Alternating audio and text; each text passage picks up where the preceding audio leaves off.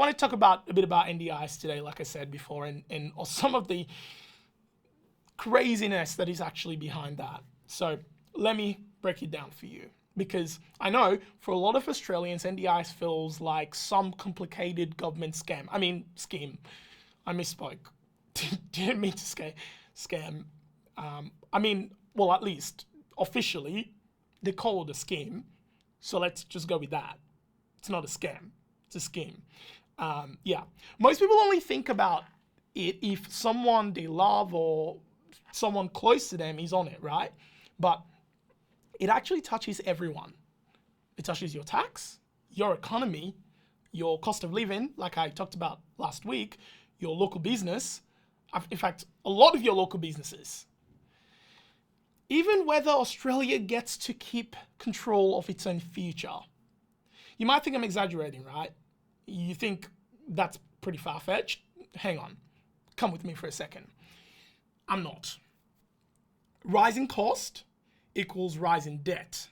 Rising debt equals more borrowing from overseas. And when your life is ran on debt, your debtors own you. So no, it is not that far-fetched after all.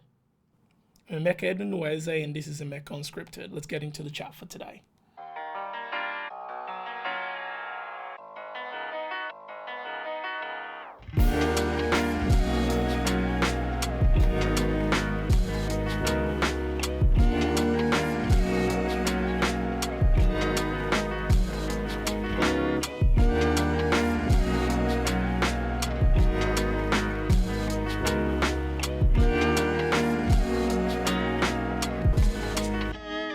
Now, before the NDIS, give you a bit of background story to this, because not a lot of people actually understand how the NDIS came about or why it actually operates the way it does and any of the history behind it. So let me see if I can educate you a little today. Before the NDIS funding, the funding that existed was what you call block funding. See, Canberra will cut out a check and give it to the states. The states, I'm talking like Queensland and New South Wales and Victoria, they got a portion of money. They then took that money and they placed it through a tender process to a small set of long-standing providers, well-known in the space. And if you had a disability, you got what you got, mostly. And that's how it worked. Now, families hated the rigidity. They say it lacks transparency and all that sort of stuff. Okay, fair enough. It was too rigid, it was too hard, it's not fair enough. But here is the thing. Well, here's the thing about human nature, really. We always think the grass is greener on the other side. That's because we haven't been to the other side. You see, the old system needed some tweaks, not a complete demolition. Because that's how you kind of wreck things. When something doesn't need you to demolish it and you go ahead and you slam the big wrecking ball on it, like they did with the NDIS. So here's some education on this for free. For the families that were unhappy with the block model, just let them opt out. That's what they should have done, okay? Let them opt out of that and give them an alternative methodology. Tell them you can get a portion of the money that we hand to the states, or at least the states should have been able to do that, existing funds, not throwing a whole bunch of extra money into it. Let them have a little bit of extra money, take that money from the existing bucket, and allow them to self-manage it. That way, they can use it and to manage their family, obviously, with some compliance oversight, however they saw fit. Simple enough, right? You see, I don't have a PhD or billions of dollars that I spend on some group of commissioners inquiries to come up with a brilliant idea of exactly how this is going to be done. I don't, but there you go. Like, that would have kind of basically solved the problem. And I know that somebody's going to comment something really dumb and tell me that it's not that simple. Again, I get it, and I'm simplifying it because there are people that just don't understand how simple this could be solved. When you say it's not that simple, and I dare a government official to comment that, the problem with you all is that you overcomplicate everything. It's literally not that hard. It should have just been that simple. Give some families some extra money. Tell them, we're removing you out of the system that you don't like. You get the bit of money. We'll support you to use it, but you get to manage your family how you want. Takes away the rigidity, right? Straightforward. But then, the NDIS legislation was introduced in 2013. The trials rolled out from July 2013 and ramped up in 2016 thereabouts, and it was fully rolled out in the nation around 2020. Now, it was sold by our good friend and colleague, Mr. Dr. Bill Shorten. Yeah, he's not a doctor really. Actually, I don't know if it's a doctor. I just made that up. But anyway, it was sold as some kind of revolution. Your plan, your choice, your dignity, your empowerment. Well, who can argue that? Sounds great, right? Your choice, your dignity. But here is the bombshell. Here's where the unfolding comes. And let me go really high level for you so you can understand how insane some of this is. NDIS was, and kind of, well, I think they're trying to tame it now, but was set up as an uncapped budget. Literally, the only amount of money in the Australian budget pool that was not capped. Yeah, that's what Bill Shorten advocated for. Great idea, right? Unlike most big federal programs that are capped, that need to be capped, because we can't just endlessly spend money on literally anything, or you will have none left. Let me translate that for you. When you have a pool of money budget at the federal level that is not capped, they don't have, okay, it stops here no matter what you do. And you should look up some of the speeches that Bill Shorten gave that explained why he believed that this is how it had to be. They sounded brilliant. I was so sold until I actually listened and thought for myself. And by the way, that's why I talk about you need to be enlightened, because when I actually reasoned through it, and I don't know how all these people sat in the federal room in Parliament, listened to him say all that stuff, and they went, yeah, that's bloody wonderful. Let's all vote aye for that. And translate that for you. When you have an open-ended bank check, right, like anyone would, the bill will go up, vertical, really. It's that simple. If you got a blank check and you were told to write whatever you wanted on it, use however much you want on it, you'd be an idiot not to use as much as you possibly could till someone tell you to stop. That's kind of human nature, right? So let me explain something to you. Let me quantify this a little bit for you, because the budget paper tells the story. 48.5 billion a year. Do you recognize that number? No? Okay. That's what Medicare cost. Medicare. Now let me explain Medicare to you. Medicare is this bit of fund that we contribute into at an individual basis through our taxes that covers our medical needs in Australia. Yeah. So you wonder why you're having to pay like all these extras every time you see the doctors now? Follow me for a second. I'll get there. You'll work it out pretty quickly. By the way, that 48.5 billion is not just the medical cover for your GP. It's also the amount that you spend in the hospital. A portion of that money goes to the hospitals, the state hospitals, to look after general health care as well. Now, let me give you another number. Oh, I should mention that is for 27.5 million people that Medicare covers. That amount I just gave you, 48.5 billion. So remember that amount, okay? Don't lose track of that amount. Let me give you another amount. 52.3 billion. Recognize that number? No? Okay, let me tell you what that number is. That number is the amount of money that is currently trending for the financial year as the expenditure for NDIS. Yeah, National Disability Insurance Scheme. Definitely scheme. 52.3 billion. Oh, okay. If that seems like, you're over-exaggerating it, it's probably for like millions of people. Remember the other number, 27.5 million people? That's how many people Medicare is supposed to cover, both for your general practitioner visits and your hospital visits. Okay, let me tell you what it is. As of 30th of June, 2025, there was about 739,000 participants. That's 2.5% of the population. Medicare covers 27.5 million Australians. By the way, that 27.5 million also includes the 739,000 people for their own Medicare covers as well. Yeah, but the NDIS already cost more. So let's map this out for a second. It literally, for less than 1 million people, currently less than 1 million people, it costs more to support them than it does for the entire nation for Medicare, and you wonder why you now have to pay the doctors so much more every time you go visit them, except the fact that you're still having to pay them again through your Medicare portion of your tax bill. Go figure. Go figure. So let me break that down for you.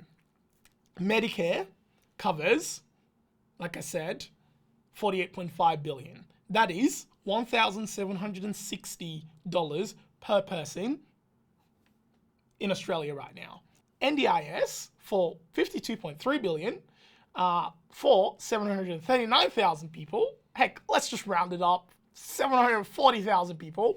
That is $70,800 per person. That ratio, by the way, doesn't just look unbalanced, it screams unsustainable. Yeah. Scale that NDIS logic across the whole population of Australia for 27.5 million people, and you're looking at trillions. That is freaking fantasy. What land are we on? Because if you were to apply that same amount, that same ratio to the rest of the population, our GDP will nosedive so hard you'll be lucky to afford bread and butter. Yeah. And if you wanted to splurge for your dinner when you invite your special guest over at home, you might make some meagre and noodles, and we'll call that luxury living. You think I'm exaggerating? That's literally where we're heading. If you were to literally apply the same logic, but they won't, and they don't, because it's well out of truly out of proportion. So maybe let's see whether we can explain a little bit of why this has happened. Because I think it actually starts with Bill Shorten and how he came about this. Now, I think I need to explain to you what the problem is here, right? Because you might think that there's a bunch of things that is out of the government control. That's why it's happening. But let me tell you how much in control that they are, except it's just a series of design flaws. Because here's the thing. Canberra sets your income, right? The NDIA is capped. The prices are capped. Providers don't get to set the price. Now, that's really convenient, by the way. Let me just mention that there, because the NDIS is willing to cap prices on this, but the other government bodies and the other spending that they spend on things that could be capped so that life doesn't continue to escalate in its cost in Australia, don't get capped at all. They can grow however they want. Remember, like, inflation indexation from last week? That's when, like, every year the big corporates just randomly decide everything can now be more expensive. Maybe it's because perhaps there is no lucrative jobs for the people, the decision makers behind this, that waiting around the corner for them when they finish their political career. No, I'm not talking about you, Bill Shorten. Yeah, not talking about you at all. Anyway, Canberra also sets your cost. So they control the wages, the super, the insurance, the compliance. All of that is dictated by policy. Now, then Canberra sits on your money, right? If you deliver service, you can be waiting up to weeks or months, right, to get paid. Payments can literally be legally withheld during an investigation. Where else in the universe can you provide a service and the person who's supposed to pay you just decides not to pay you because, you know what, they can? Oh, no, sorry, because they investigate. Anyway, you know what? Let's think about that for a second. Like, to an everyday kind of idea. Imagine you're running a cafe. The government tells you what you can charge for a flat white. They tell you what you pay the baristas. Actually, that bit's not funny. I don't know why I laughed. Sorry. Sometimes I laugh inappropriately because all this stuff is just ridiculous. Okay, so then not only do they tell you what to pay the barista, they tell you how much you can charge for the coffee. Then they decide, well, no, we're not going to pay you for every coffee every time you serve a coffee. We'll just tell you to wait for a week before we pay. No, for 2 weeks. Actually, you can wait a month. You know what? And if we think that you serve the coffee with slightly too frothy milk or on the frothy milk, we will hold the payment for up to 2 months. Hell, let's just make it 3 months because we can. Yeah. Imagine that was done to any business and think for a second whether they will survive. They won't. it was a rhetorical question, but let me just point out that it just won't.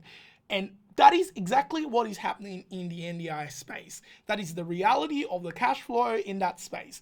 There is no real market forces that can actually be leveraged to actually enforce, or rather drive, real market competition, because it's all manually handled by the government through these policies that they make. Think about NEB for a second. They make policies that benefit their rich friends, but when it comes to actual businesses at the small to medium rate that serves the everyday Australian, they leverage and control the leverages so that people are forced to doing, well, you know all the rhetorics are. I don't think I need to kind of go into that for you. This is just spreadsheeting, pretending to be some kind of economical viability thing. Scrap that whole thing. Anyway, let's just move forward. Now, here's the brutal maths. Because independent benchmarking, so I'm saying independent people who are looking at this, intelligent people, show that the average provider in Australia isn't scraping a profit at all. They're actually bleeding. It's quite the opposite. The average operating margin for most providers is negative 2.7%. Over half of the providers are in the red.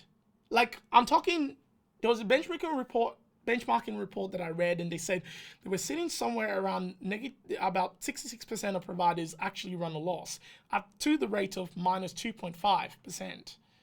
Now, the NDIA's own pricing model only bakes in or allows for 2% margin on many supports.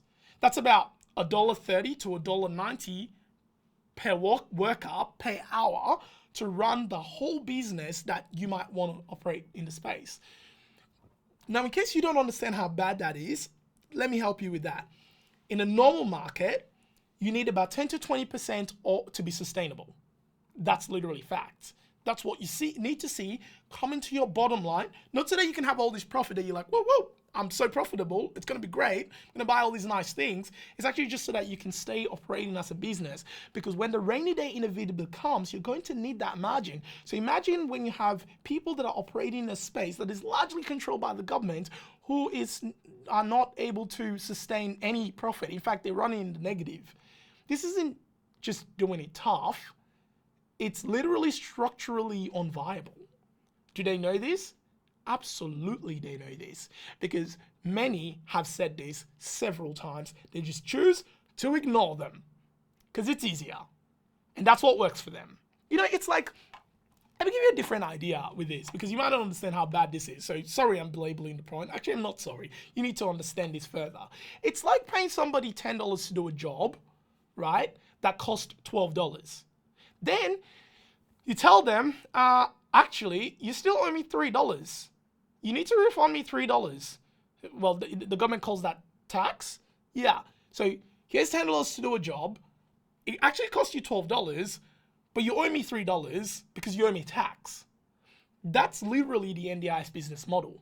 Many providers are living every single day like this. In fact, the pricing model was designed to allow businesses that run perfectly with nothing going wrong, with no increased operational cost, super tight, just the people that they need.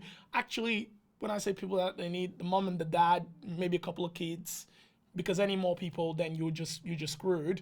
And if all of that is going right, 2%. Yeah.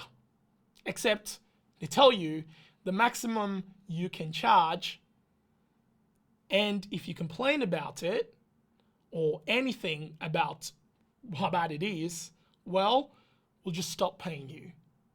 Then we can see how far your complaint goes. This happens literally every day. If the government can do this with one industry, why not with all of them? You might think that this is a joke, but I'm telling you, these kind of leverages are not just pulled in the NDIS space. I'm using the NDIS space as an example today because it's an industry that I intimately understand, but it's one of the worst ones.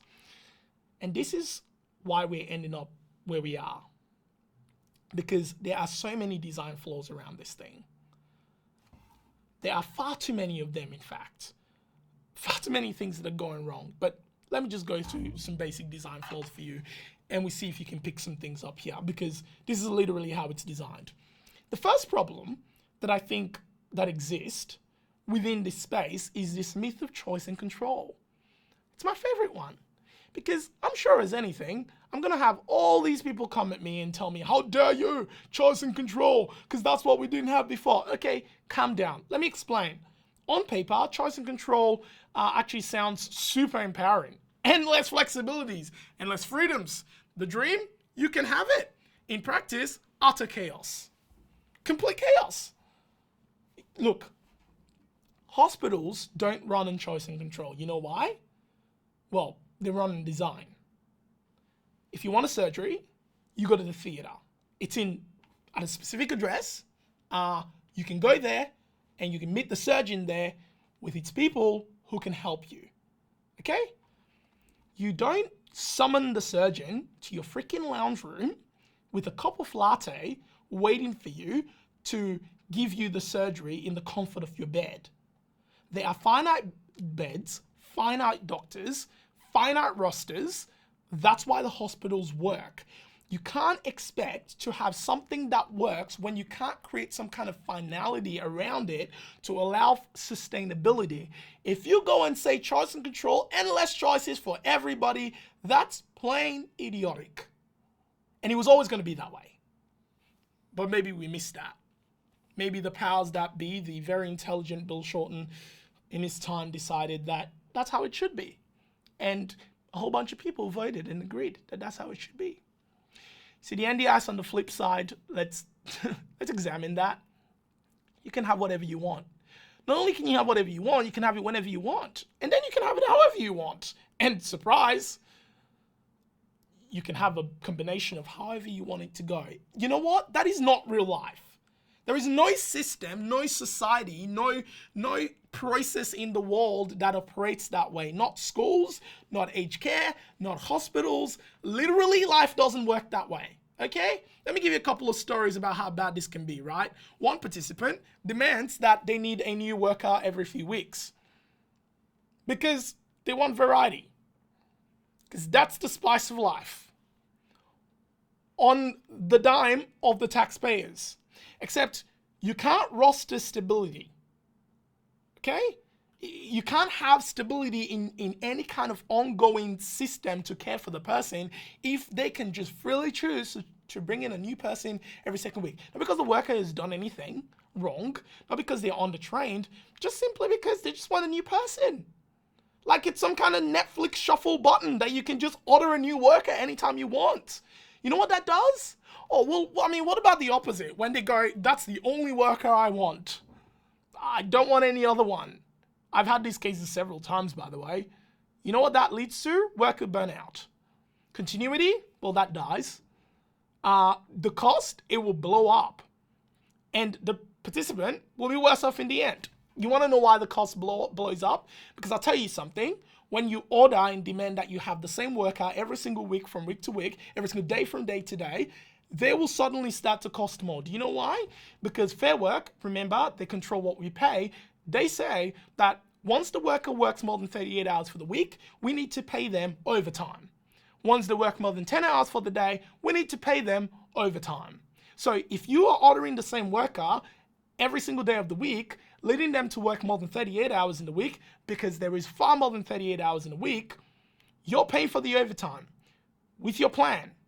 The plan that you have a choice in, you know, the one that is your money because we have endless resources, that plan. Here's another fun one for you. So transport, how does that work? So they actually give the participant the funding direct to their own bank account for their transportation. Then the participant gets in a service provider and they insist that they only want to be driven by their one staff usually, because that's the one that they like. And then that staff has to come from like a million miles away because that's the one that they prefer. And then that staff has to charge them every time they drive to see them, right? Just to get there because they're coming from far away. Now they could choose with their choice and control to get somebody that's literally super close to them that the provider offers them.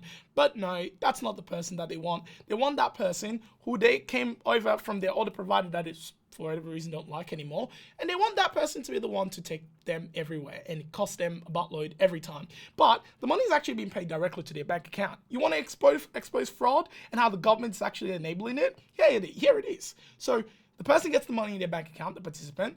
The provider then has to charge their plan directly for the transportation cost. Now, that's not the only thing that actually makes this bad, because you think about it, they've been paid the money for transportation, so they should be actually paying the invoice for the transportation cost, but they don't, because they see it as their own personal money. Like, how does that logic even logic out, right? They don't pay the transportation cost. That gets sunk into their actual everyday plan that they're supposed to have for their daily care. And then that plan runs out early. And then the provider goes, well, we can't help you anymore. We need you to get more funding. The government goes, absolutely not. The provider is the one who's the fraudster. Dodgy providers stealing from the government, except you are enabling it because you allow things like transport to be used however they want. Okay, let's talk about another part of transport for a second. So let's say that the transportation that you are choosing to engage in, the government has put it directly in your plan this time. They're not paying it to your own personal bank account like, we see literally all the time. It's in your plan. And it allows you, say, maybe 20 kilometers per week of travel. Okay, maybe that's too little. Let's say like 40, right? And then the participant decides, because they have choice and control, they'd like to travel literally every day, anywhere they want, at any time, for hundreds of kilometers, and you have to cop it. Because when you send that invoice to get paid to the powers that be, the participant can simply decline to pay it. And you have no recourse. They can simply go, that's too much travel. I didn't know it was going to cost me that much. And by the way, you might have a correspondent saying, hey mate, are you aware it's going to cost you this much? Are you sure you really want to be doing that? Are you sure you really want to travel that much? And they go, yes, absolutely, I'll pay for it. And then you do it, and then they decline it. They decline to pay for it. Then you try to get the NDIS involved. And they'll say to you, that's between you and the participant. Sorry, can't step in. Like literally, what other business on earth operates like that? What other government-controlled platform, what other government-controlled industry does it work like that with such insanity? I know, the NDIS, but look closely because that's not the only one. Okay, let me give you one more example because this is probably my favorite one. How can you have a high-risk profile participant who is unable to make their own decision on the best of days because perhaps maybe they have like identity disorder, which means they have several different personalities, so you never really know who you're supporting from one day to the other. They might have 2 to 1 and who knows what else, because they literally can't be on their own, but they are in charge of, literally processing your invoice. That will be like $30,000 a week because that's how much their care costs. But that person who can't be on their own, they need 2 people with them at all times, gets to be the one to approve your invoice. You know why? Because choice and control. Yeah. That's not dignity. That's dysfunction. And it creates false expectation. It creates the structured collapse of providers financially. And the irony is, when you do that and you operate that way, eventually there'll be less choice and control because the good operators that entered into this with a genuine heart will eventually shut down. This was the philosophical error, number 1, that was baked into this from day one. And until it is faced head on, every reform that they do is just a duct tape that is on an ever sinking ship. Yeah, ever tried duct taping the ship? It will sink further. And that's what these guys are doing. They can't even think through. And again, I could give you some really basic ideas on how we fix this, but clearly I'm not that smart. I don't get paid that much to do it. So, my ideas will not be listened to, or perhaps they will be because you'll hear it, you think for yourself, and then you'll go and act on what I'm saying. Here's another flaw that is literally so thickly baked into it, it's just insane. It's this idea that literally anybody that wants can become a provider. Every man, woman, their dog and child can become a supplier of care services. Whether you're registered or unregistered, it doesn't matter. Everybody gets paid the same. Sounds inclusive, right? Because that was what was sold. But when you make it that easy, you don't just open the door to opportunity, you open the door to exploitation. And that is the largest thing that has been complained about this system for such a long time, but is literally cooked into the system. Suddenly, as is happening, the market becomes absolutely flooded with backyard operators with no system, no governance, often literally no clue what they're doing, but they're here and they're here to stay because that is what is allowed. And here's the kicker. The providers who actually invest staff, training, compliance, clinical support, actual structured governance, they get paid exactly the same rate as the guy who is running the setup from their living room and have no freaking clue what they are doing. That is not competition. That is a race to the bottom of who can do things the worst. Because eventually, people will have to start cutting corners. Because if some guys can do whatever the hell they want, no registration, no governance, then why should the other guys who are spending all the time, effort, and money doing that continue doing that? Why don't they just start cutting corners? Because after all, when things go wrong, everybody gets lumped into the same phrase, dodgy providers. Thanks, Bill Shorten. Because that's your rhetoric. You started this. You know, families get lured into the promise of cheap and flexible service. And by the way, that's how they get in. Only to discover that they have no backup plans. Because there is no trained worker with these backyard operators. There is really no accountability because, again, the governing body has said, well, some of you can be governed, others of you can choose not to be governed, and that's completely fine. Many shifts will get missed. The participants are left stranded. And when it all blows up, it's the service provider who cops the blame. The ones who are actually registered, the ones that can actually be tracked. When an independent worker takes on the care, absolutely smashes the funds to no end, uses it all up, and actually, let me mention, maybe even pay the participant a side fund to make sure that they don't say anything and they continue to be complicit with the absolute madness. And then they turn up to the provider who's registered, who is held accountable, and they have no ability to really continue any proper care because all of the funds have vanished overnight. That provider who's registered and held accountable will now be appearing with the ABN on Today Tonight or what do you call it? ACA, what do they call them again? A current affair, because, you know, dodgy providers. And really the ones that can be tracked are the ones that will always be seen at the dodgy, not the ones who are untracked. That's what the government is allowing. That's literally what they baked into this. That's how they cooked the pie. And that's what you're eating.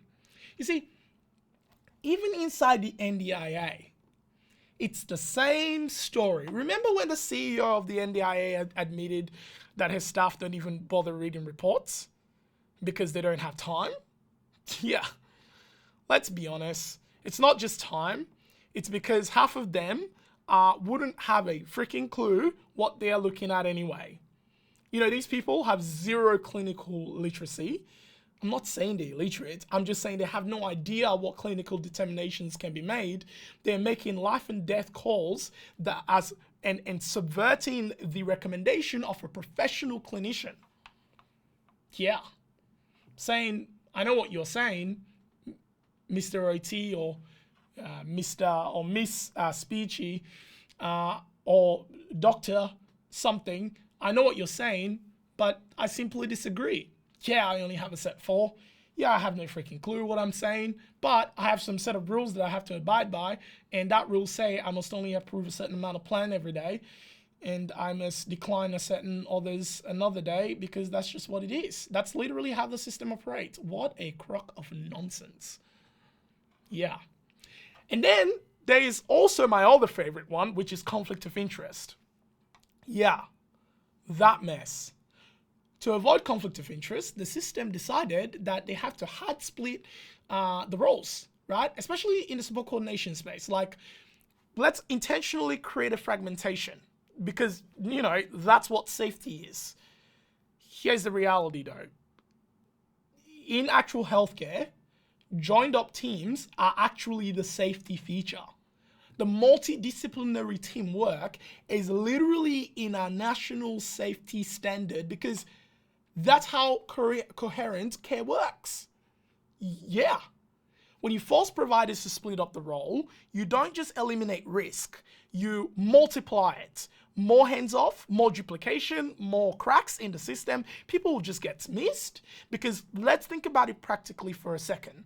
If you say that the occupational therapist and maybe even the care workers can't be under the same roof, or let's say the physiotherapy and the care workers can't be under the same roof, now there's no collaboration, there is no talking. Okay, let's even look at one of the ones that's more popular as a probability. A behavior practitioner and the care worker can't be under the same roof. Guess what happens? You have to pay for the pleasure of them actually talking to provide better care for the client, better care for the participant. And instead of just managing the conflict of interest like adults with disclosures and consent options and audit trails to make sure it actually works and it's servicing the people, the system just blows up the team that is actually working. Like saying to a football team, sorry, you guys, the striker might get a bit too close to the goalie, so let's split you up and hopefully you win the game separately. That's just insanity. Like I fail to understand the reasonability here. Conflict should be managed, not weaponized as an excuse to wreck integrated care, because that's exactly what it's doing. They're weaponizing the idea of conflict of interest to wreck integrated care, which actually works. You need to keep teams together and govern it properly, because the real guardrail in place that is actually safer than the free-for-all system right now is to actually create a system that is very similar to the ecosystem that you can find within the hospital.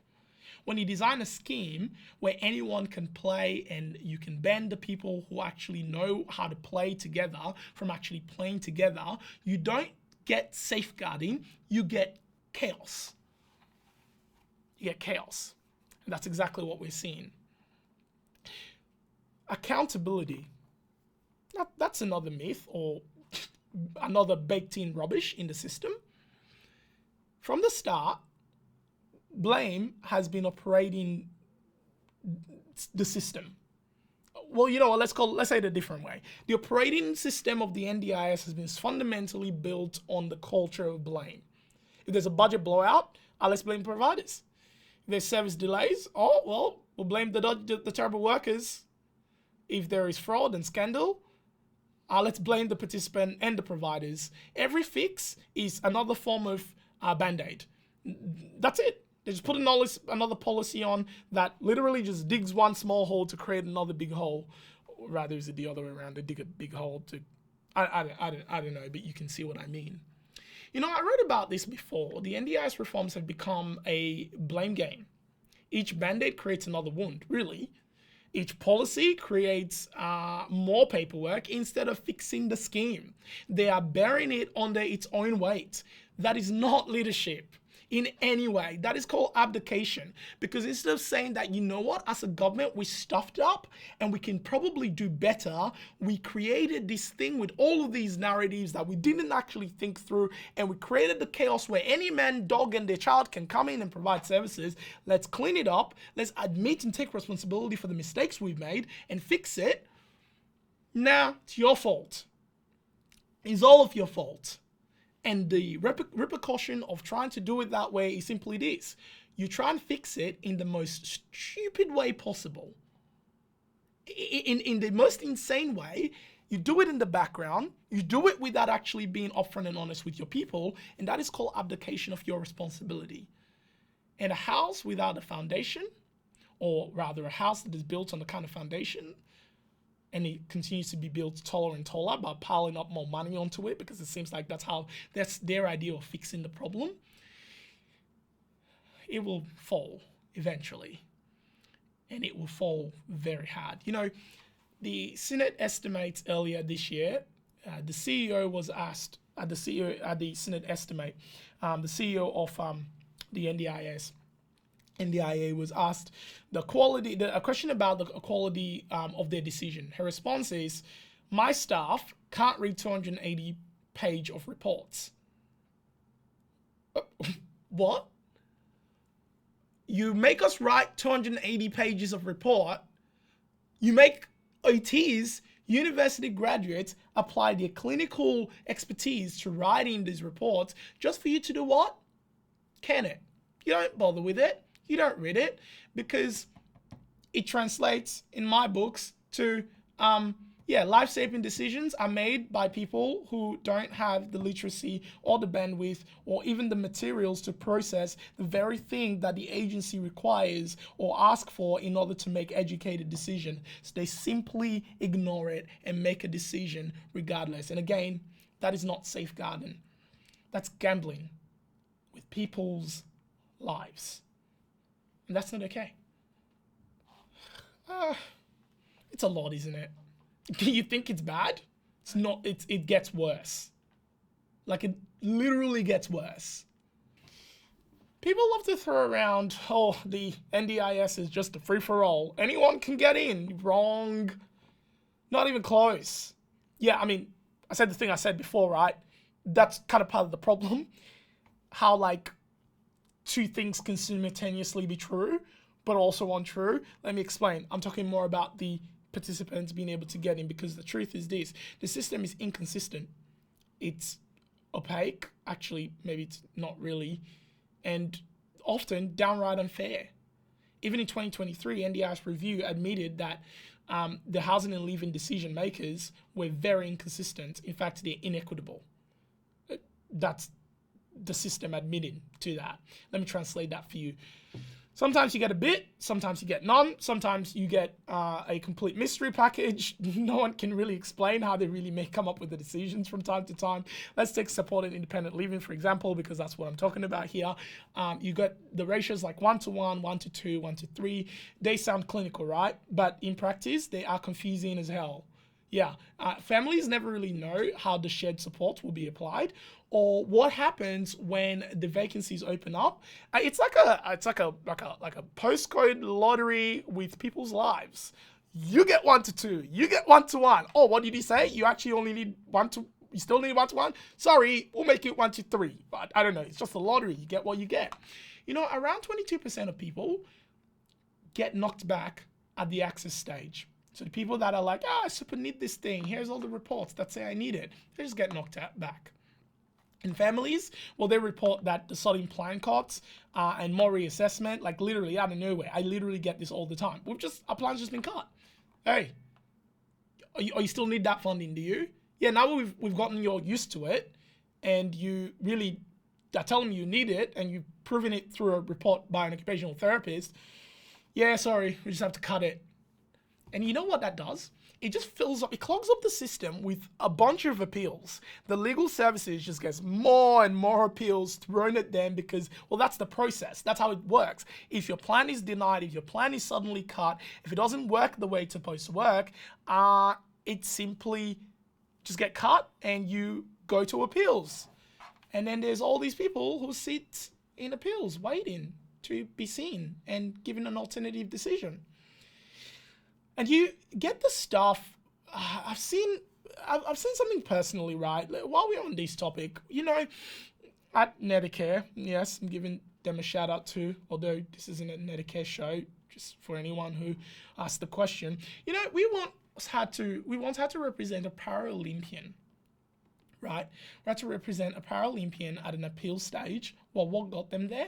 Because a person who's recognized with a significant amount of disabilities that also represents the country, we just got denied. Their need was not bad enough. They shouldn't access the funds that they required, even though there was all these supports saying they require these supports from clinical professionals. Yeah, a Paralympian who couldn't get the supports they needed. We fought through multiple appeals, and guess what happened? In the last hearing, the NDI's own rep folded in the room and said, yeah, fair point. I think they maybe never really looked at your report or your situation really closely. They just denied. And we should probably give you the funding you need because clearly it looks like you need it. Now, this is how the whole process, the whole system is designed to actually just cost the taxpayer more. Because maybe if the person right at the start had looked at the report and read it properly, like they should, then they would have noted that they need it and not make them go through like 3 rounds of that and then 3 rounds of appeal, just wasting the system endlessly. And by the way, this is not an isolated incident. You might think it is, but it's not. If it can happen to a Paralympian, it can happen to like 73% of cases between October 2024 to March 2025 ended with the decision being changed. Yeah, 73% of cases. That's crazy. But the median, wait, 23 weeks. That's 6 months of people left stranded while Canberra plays hardball.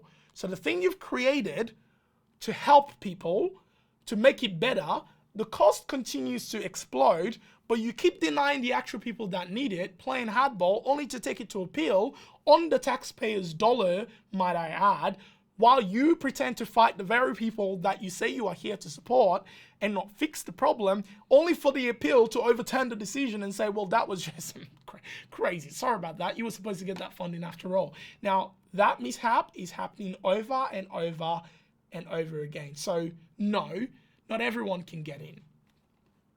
Not everyone can get on the NDIS. For many, it's months and years of fighting with lawyers, tribunals, endless paperwork, all because people inside the NDIA are not even reading the bloody reports. And then there is the issue of the individualized funding. Okay, this is the one I'm going to end on because this one is kind of, well, remember when I said at the beginning how the old model was that the providers got the funding through the state government, and then the providers, the person with the disability gets sent to the providers, handful of them who's been picked. They hold the money, they manage it, they get to use it how it's needed to make sure that they can deliver the appropriate amount of services to all the people that require it. And they decided, and this is one of the biggest reasons the amount keeps rising, they decided they're going to flip that on its head and they're going to give the money rather than to one group that controls everything and then provides the care as needed. They're going to give it to the individual, because fundamentally that was what was going to create this magical idea of choice and control, empowerment and efficiency. But no, it was never going to do that, because in practice, like I said before, it was absolute chaos. Under the old model, providers got block funding, like I said before. And think about it this way. In the facility, there are 10 people. In that facility, the provider is given $10 million to support every person in that facility, right? Some people in the facility might cost $2 million to support, and others might only cost $200K. But the provider has the responsibility of balancing it out across the pool, right? That's the pooled resource balanced out by the provider who's thought through it. Now let's flip that over to individualized model. Those same 2 people, now instead of living at a facility where it is the resources is equalized and spread how it's needed, they both get a shiny new plan. Yeah. Now, instead of one to get 2 million and the other gets 200, they divvy it up in some kind of weird way, right? They sometimes they just go, okay, well, we think you both need the same level of services because, historically we would have just put you both in the same facility. And guess what? We'll give you $1 million. We'll give you $1 million. The guy who has $1 million, who only needed 200K, blows the whole $1 million because they treat it like it's their personal money, free for all. And then the other person who does need more than the $1 million they've been given is left stranded.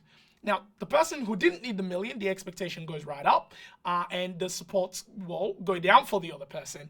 And when the previous provider can't cover the gap anymore for the person who needed $2 million in the first place, they send them to the hospital. And the hospital beds get clogged up. And if you have heard on the news, this is one of the greatest problems we're having. The hospital beds keep getting clogged up with people that can't leave. And let's talk about the families.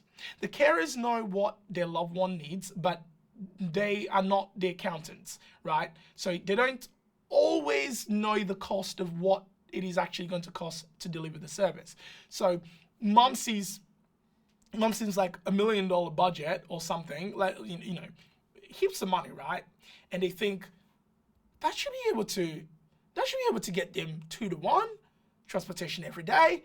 Okay, maybe $1 million is a bit much, because in reality, what they're actually giving them is actually more like $200,000, right? They have this, and because these people making decisions against the money, they haven't played with that amount of money before in life. This is the reality, right? So they don't actually know what things cost. So they just go, you know what? 200K, that should give them one-on-one, right? Like, let me tell you the reality. One-on-one services cost somewhere between $380,000 to $500,000 per annum, right? So if you give somebody 200K and they have unrealistic expectations and they somehow believe that 200K is going to give them one-on-one services, they are wrong. There is no magic wand that providers can use to just wave and somehow be able to make up the difference and come up with the gap so that your family member can keep getting supported. But unfortunately, people build this expectation because they just believe that's what they should be able to get for the money that they have, even though it doesn't work that way. Whoa, that's great business, isn't it? Because, you know, the new providers come online and they jump in because they don't know what they're doing, you know, the backyard operators, and they go, sweet, let's make this happen. 200K, a lot of money, we can totally make this happen. And then 6 months later, they're drowning in debt because the maths just doesn't add up. And the previous provider, who actually knew what they were doing, couldn't sustain it. That's why they sent them to the hospital. And now you've taken it up and you're stressing.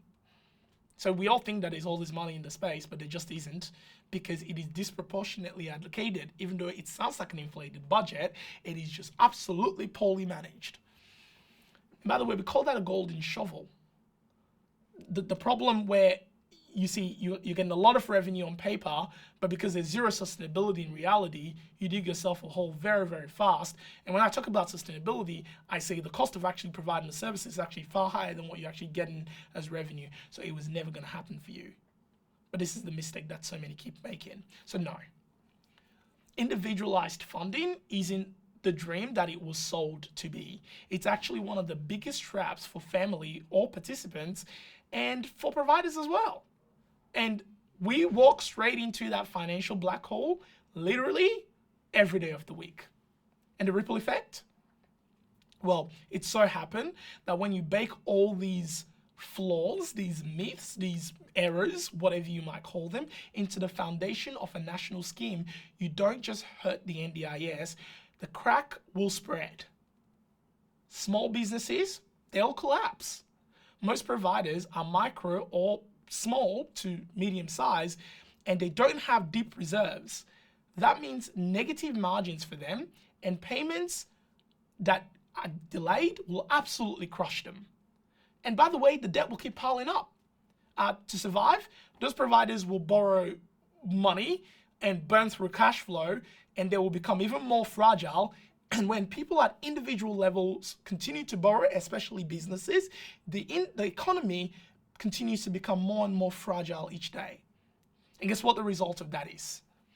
Because if you don't know, it looks like people from overseas who are not part of the Australian community, that have no real interest in national interest, they'll come in and they'll take the jobs. I mean, they'll take over the businesses, they'll buy them because they can afford to. And then they will conglomerate all of them, they'll create something really, really big, and effectively they get to a point where they start controlling the economy. Meanwhile, the scheme, it keeps growing at an uncapped rate. The budget, well, it leans harder and harder on the basis that, they need to support more people. The funds are not evenly dispersed with any real methodology, although they'll tell you there is. And ultimately what it means is that the cost of living continues to rise up through, you remember last week, inflation, and you will all feel it. This is bigger than disability. It's bleeding into the entire economy. The entire economy. And why this should matter to you is that it is not about participants or providers or even the bureaucrats that are making the silly decisions. It's about you, your grocery bill, your rent, your mortgage, your taxes. Now, this is not me coming at participants and saying that, we should cancel it all and shut it down. That's not what I'm advocating for here in any way. The pattern is the same everywhere. Here's what I'm pointing out. They make big promises with no sustainability, endless blowouts, and you know what? When the dust settles, the everyday Australian, we're the one who foot the bill. While the powerful, they just, as if they care. So what can you do about it? You need to ask yourself a couple of questions. Who sets the income in anything that you see? Who sets the cost? Who carries the risk? Well, if the answer is the government, every time they set the cost, they set what you get paid, well, there's a design flaw, because the person that carries the risk ultimately is going to be you, because let's face it, they don't want to carry any risk. So here's what I'm saying that you could do. You could support your local providers. Don't just swallow the dodgy provider headline narrative that you hear, because that's not the whole story. Most of these providers started with the right intentions, and they're hanging on by a thread in a broken system. They are often personally funding the madness against their own home. And for the love of logic, stop voting for slogans. Demand a sustainable plan, not blank checks. Honestly, email your MP, visit their office, start a small accountability group that will help hold these people accountable to the silliness that they do. Yeah, here's an idea. Maybe you could form a small group of, 10 people. And you guys can make a pact that every single week you will go and you ask your MP, remember the thing you said you were going to do? Give us an update. Where is it up to? And do that every single week so that they get the point. Yeah, because the reality is, if small businesses keep failing at the pace that they are inside of the NDIS and beyond, the cost of living will continue to climb. And inflation, that thing again, will keep biting. And the economy will keep hollowing out. And the only people who win are the ones who designed it to be that way. So I'm asking you to speak up. In your home, in your workplace, in your community, because awareness spreads fast, and silence is exactly what keeps the system broken. And that's what you've been doing for a long time, so it's time to change that. And look, I'm not a commentator throwing rocks from the sidelines on the glass house. I live this stuff. I own other businesses, and out of all of them, being in the space that I just painfully described to you how terrible it is, and all the things that are going wrong in there, is by far the hardest I've ever had to do. Hardest out of all the businesses. Running a disability services under the rules that currently exist isn't just difficult, it is absolute modern day slavery for the people that are brave enough to even try starting a business. And if we keep turning a blind eye to it, that is on us. So there it is. A doctor that is silenced for speaking truth, a banking system raking in billions while shipping jobs offshore, and we kind of nicely sweep that under the rug with some sleight of hands, and a disability scheme that was supposed to empower, and now it is suffocating the very people keeping it alive. I'm Emeka Edwin-Nweze, and this is Emeka Unscripted. That's it for the show today. Godspeed.